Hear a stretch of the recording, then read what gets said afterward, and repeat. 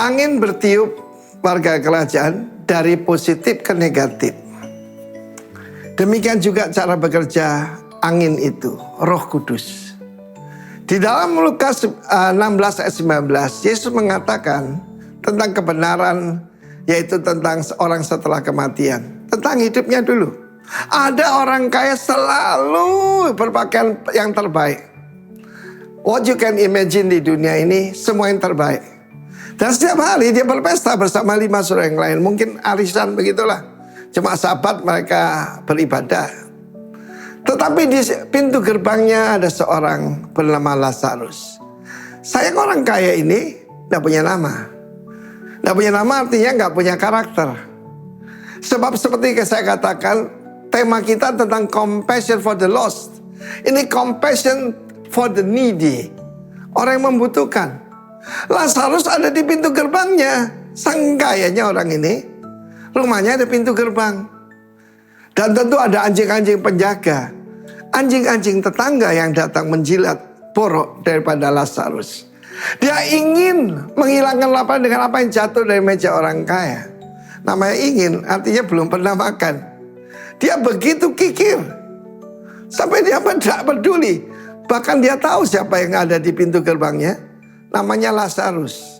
Kita lihat kaki 4 lebih baik daripada kaki 2 hari ini. Saudaraku, no compassion. Sering saya katakan begini, bahwa make compassion your compass. Jadikan compassion itu kompas hidup kita. Hidup ini harus dipimpin oleh compassion, ya, belas kasihan. Tidak cukup dengan bahasa Indonesia jadi satu belas atau kasihan, belas kasihan yang didorong dari dalam. Dia ingin makan daripada yang jatuh dari mejanya orang kaya ini. Dan makanannya kan banyak sekali. Saudara mungkin dia cuma bisa makan, ya, sisa makanan yang sudah busuk. Yang dibuang di luar pintu gerbang. Anjing lebih baik. Dia berkata, get well soon, Lazarus. Tapi Lazarus punya nama, Eleazar. Di depan kita selalu ada orang yang butuh. Cuma saya tidak bilang kita peduli dengan penipu. Sering banyak orang hubungi saya. Kata-katanya sama. Orangnya lain-lain. Ini satu grup saudaraku. Oh saya ini jemaatnya Bapak. Bohong semua. Ya. Dan kalau Bapak tidak memberi pada saya, anak saya mati, Bapak tanggung jawab. Kira-kira seperti itu. Anak saya sakit, saya ini nanti malam ini harus diusir dari rumah kos dan sebagainya. Tetapi ada yang benar-benar butuh. Kita tahu Yesus mengatakan mengasihi itu agape. Kata kerja agapau. Agapau memberikan angpau dan bapau. Ya.